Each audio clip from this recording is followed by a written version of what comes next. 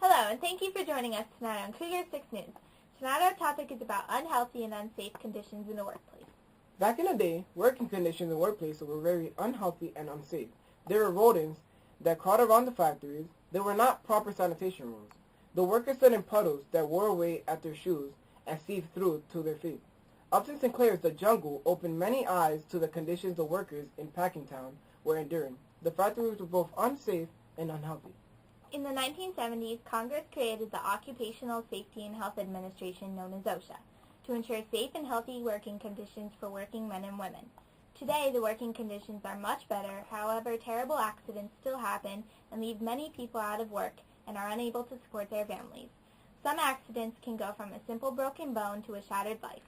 Earlier today, we sent two of our correspondents out to talk to some factory workers. Hi, I'm Ashley, and I'm here with Marlene to talk with her about unhealthy and unsafe conditions in a workplace. Hello. Hi. Where was your first job in the 60s, and how long did you work there? My first job was at Geisler Knitting Mill, a sewing factory. I was 16, and I worked there off and on for 27 years. What did you do in the factory? I was a seamstress, and I closed the shoulders on men's t-shirts and would have to pass the bundle to the next worker. How were the working conditions in the factories when you started, and were there any health risks? The working conditions weren't the best. There were some safety hazards.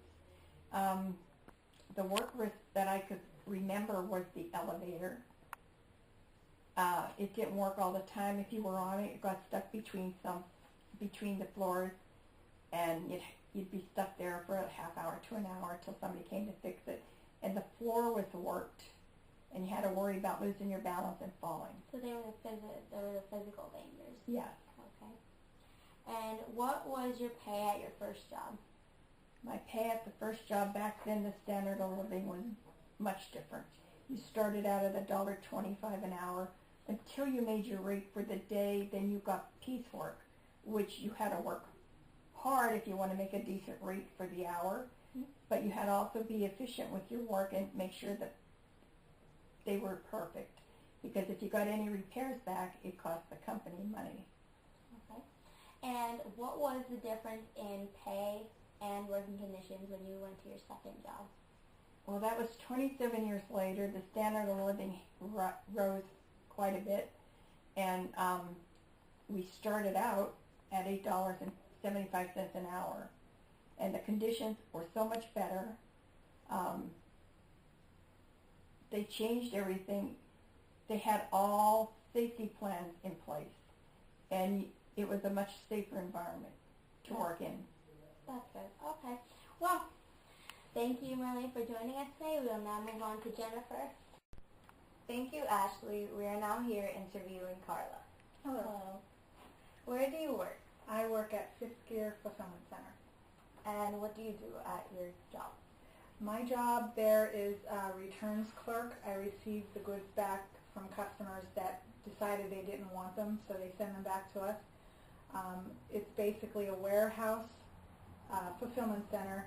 It's a technology-based company where people will go online, the internet, and order the items.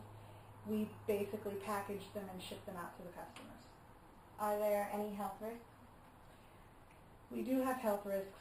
The main one there is the warehouse is pretty dirty and dusty, and you're basically breathing that dust in all day. We don't really have very good ventilation system there, so it's not really good for the lungs. Is there any danger to you or anyone else? There is physical danger there. We have forklifts that run on the floor. While we're out on the floor on foot, it's very easy for them to not see us. They could hit us, run us over. It's a physical labor job, a lot of heavy lifting. They don't provide us with back belts or steel toe boots. So the heavy lifting, you can get injured that way. I personally have been injured that way. So they don't follow a lot of the safety policies that are in place. So over the years, we've had quite a few injuries. Okay, thank you for being here today. Now back to Cougar 6. Thank you, Ashley and Jennifer. Now, these incidents that happen on a daily basis can be prevented with government intervention, like in 1911 when the Triangle Shirtwaist Fire took place. If the government would have provided more fire escapes and fire extinguishers, the incident could have turned out in a different way. That's all for tonight. Thank you, and a roar from everyone here at Cougar 6 News.